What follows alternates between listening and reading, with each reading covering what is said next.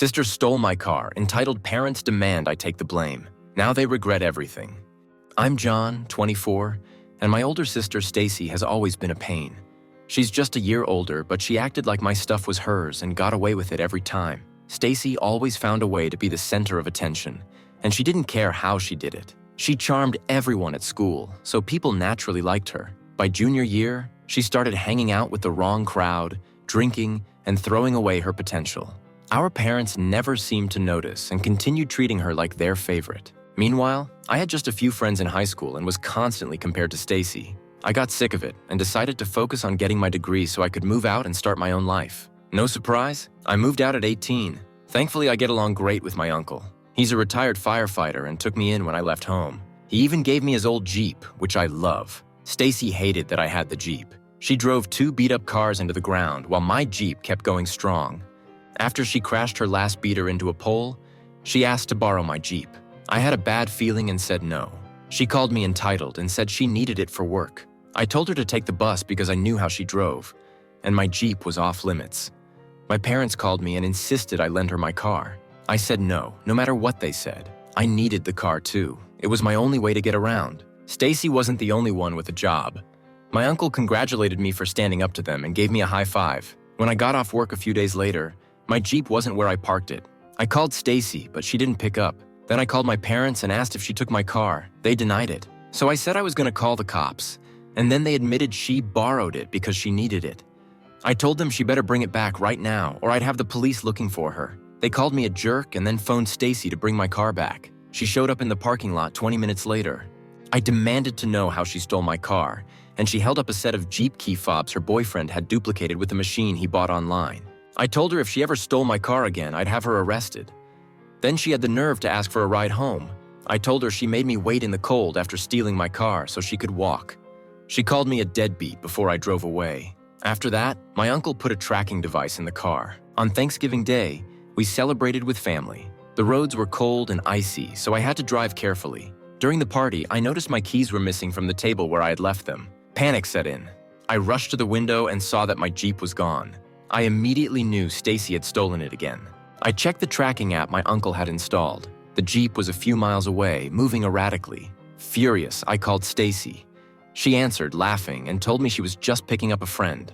I yelled at her to bring the car back immediately, but she just hung up on me. Everyone at the party noticed the commotion. My parents asked what was going on, and I told them Stacy had stolen my car again. My uncle confirmed it wasn't the first time. My parents tried to downplay the situation, but I wasn't having it. I kept an eye on the tracker app, and soon enough, the dot stopped moving. A few minutes later, we got a panicked call from Stacy. She had crashed the Jeep into a snow-filled ditch. She was scared and begged for help. We piled into my parents' minivan and followed the tracker. We found Stacy by the road, and my Jeep was nose-deep in the ditch. My uncle was furious because it was once his department's car, and I was mad as hell at Stacy for stealing it again. My parents tried to calm the situation, but they turned to me and said I should take the blame. "John, you have to say you were driving," my mother insisted, her eyes wide with desperation. "Stacy's on probation. If they find out she was driving with an expired license, she'll go to jail." I couldn't believe what I was hearing. "You want me to go to jail instead?" I asked, incredulous. "She stole my car, and you want me to take the fall?" "John, please," my father added, his tone pleading. "Think about your sister. Jail is no place for a girl. It'll ruin her life." "I'm not doing it," I said firmly. "Stacy needs to face the consequences of her actions. She's not a kid anymore." Stacy started crying, but I didn't budge. The police arrived at the scene, having been alerted by someone who saw the crash. My parents tried to persuade them that I was driving, but I immediately corrected them. "I wasn't driving," I told the officers. "Stacy took the car without my permission." My uncle backed me up, and the police recognized him from his time at the fire station, knowing he wouldn't lie. The officers checked Stacy's information and found that her license was expired and she was on probation from a past accident. They put handcuffs on her and took her away. My mother cried and begged the police not to take her, but they were firm. They warned my parents that lying to the police could get them arrested too. As they took Stacy away, my mother turned to me, her face red with anger and tears streaming down. "This is all your fault, John. If you had just lent her the car, none of this would have happened." "Yeah, John," my father added bitterly. "You could have stopped all this. Now look at what you've done." I was shocked and mad at their response. It felt like a punch to the gut. How could they still blame me after everything Stacy had done? She needs to learn, I said quietly, but firmly. We got back in the minivan. The Thanksgiving party ended early, and my parents drove us home in silence. They barely spoke a word to either of us, and I could feel the tension in the air. They almost drove off the road themselves in their hurry to get away. The next day, the police wanted me to go to the station to explain what happened and decide whether I wanted to press charges. At the station, I saw Stacy. She had been in jail for 2 days and looked scared and defeated. The experience had clearly shaken her up. I don't know what happened in jail, but it really scared her, I thought as I looked at her. We were given a moment to talk. Stacy, you need to fix my car and promise never to touch it again, I told her firmly. If you don't, I'll press charges and you'll end up back in jail. Stacy didn't want to at first. I don't know if I can afford to fix it right away, she said, her voice shaking. You could be charged up to a year in prison if you don't, I reminded her. Do you really want to risk that? After a moment of silence, Stacy nodded. Okay, I'll do it, she agreed, her voice barely a whisper. When the Jeep was pulled out of the ditch, the damage wasn't too bad. It needed a new front bumper, a headlight, and a grille. Thankfully, nothing major was broken. My parents tried to act like the incident never happened, but I couldn't forget it. Stacy handed me the extra Jeep keys she bought online, promising she'd learned her lesson. Stacy apologized to me, and it was the first time she had ever done that. Yesterday, everything came to a head. Stacy promised to pay for the damage to my Jeep, but she didn't have the money. As usual, my parents started a fundraiser on Facebook, asking relatives to help pay for what they called an unfortunate accident. They didn't mention anything about her taking my car, or that it was mine to begin with, making it seem like Stacy was just unlucky. At this point, I wasn't even surprised by the crap my parents pulled for their precious daughter. Honestly, I didn't even care. All I cared about was getting my car fixed and getting away from them as far as possible. Steve, a high school classmate who now worked at the car repair place, kindly helped me out. We didn't talk much in school, but I remembered he was one of those good kids from a traditional family. He gave me a good price for replacing the damaged front-end parts on my Jeep. He asked if I cared whether or not they were new. I told him I didn't care if they were new since the car is far from new and I didn't need the bill to get too high. I thought the damage was only surface level, but there was some minor damage the repair shop needed to pull out. It wasn't frame damage and was an easy job to straighten out, they told me. There was some minor damage to the fender panels, but they said they were easy to fix, especially since I didn't care that they weren't perfect. They would paint the new parts in a matching color, so that was good. Stacy used the money from the fundraiser to pay cash in advance to the repair shop after getting the quote from them. She eagerly handed the money over and politely said goodbye. I won't say how much it was, but it definitely hurt her savings, especially after the fine she had to pay for driving without a license.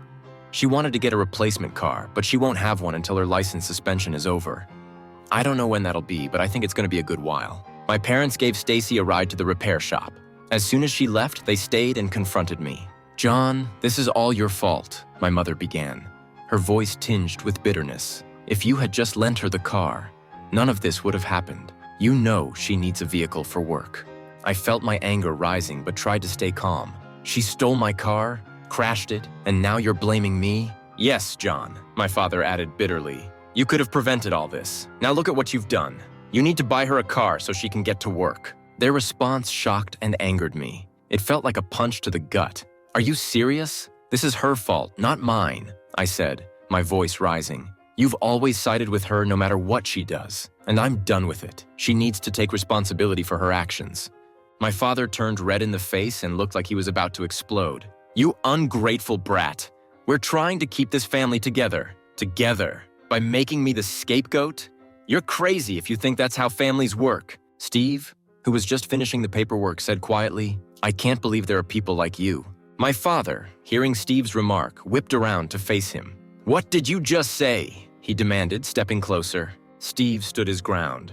I said, I can't believe there are people like you, blaming your own son for something that's clearly not his fault. My father's face contorted with rage. You don't know anything about our family. Stay out of it, he shouted, advancing on Steve.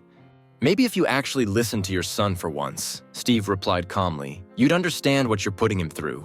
That was the last straw. My father lunged at Steve, fists swinging. The first punch landed squarely on Steve's jaw, knocking him back against the counter.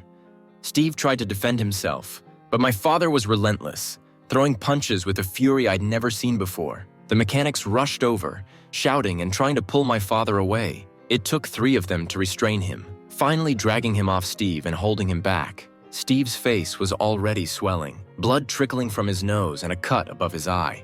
I yelled for the clerk to call the cops, and they did. My father, realizing what he had done, tried to run out the door. He even left my mother behind, crying in the lobby. Police had to pick him up at home. He surprisingly cooperated when they arrested him, but he's looking at charges for assault. Steve suffered a very swollen black eye, a possible broken nose, and a concussion. I was there when they put him in the ambulance to get him to the hospital. My mother called me, crying and blaming herself. My uncle said it was about time my dad got what he deserved. Stacy is doing everything she can to stay out of it. This is not how I thought this was all going to go down. The fallout from the fight at the repair shop hit hard. My father went to jail for assault, and my mother was left to deal with the mess. Steve spent 2 days in the hospital, recovering from a broken nose and a concussion. His face was bruised and swollen, and he felt dizzy and disoriented. News of the incident spread fast after Steve posted about it on social media. He wrote about my father's attack, my mother's defense of my father, and Stacy's involvement. He also mentioned the fundraiser, exposing how my parents manipulated the story to get sympathy and money from relatives. Relatives and friends who had contributed to the fundraiser were furious. The comments on Steve's post were filled with shock and anger toward my parents. Our family's dirty laundry was now public, and my parents faced the consequences. At home, my mother was a wreck. She spent her days crying and blaming herself. She called me multiple times, begging for forgiveness and asking me to talk to my father. My uncle was more practical. He said it was about time my father faced the consequences and that this might be the wake-up call he needed. When my father was finally released, he looked awful. Jail had taken a toll on him. He was subdued with 2 black eyes, dark bruises, a fat lip, and a missing tooth. Apparently, some inmates who were friends with the mechanics didn't like my father's attitude. Despite the physical toll, my father's anger hadn't completely disappeared. He avoided looking at me, his resentment obvious. But after everything, he couldn't justify his anger, not even to himself. He just sat quietly, fuming, and cut back on drinking, probably to save money. My mother's attempts to reach out to me became less frequent. She was still dealing with the fallout from the fundraiser and the backlash from relatives. She tried to make amends, but our relationship was clearly damaged. Meanwhile, Stacy tried to stay out of trouble. She started attending anger management classes as part of her probation and moved in with a friend to get away from our parents. She got her license back but couldn't afford a car, relying on a bike to get to work. Her relationship with our parents was strained, with my father occasionally lashing out at her in frustration. One day, Steve contacted me to let me know he was filing a lawsuit against my father for the assault. He had already spoken to a lawyer and was determined to see it through. I told him to do what he had to do and wished him the best. Steve appreciated my support and thanked me for standing up to my father. In the meantime, my friends and I put together a gift basket for Steve. We each contributed some money since he wouldn't be able to work for a while. My uncle even chipped in, showing his support. Steve was very thankful when we presented it to him, and it felt good to do something positive amid all the negativity.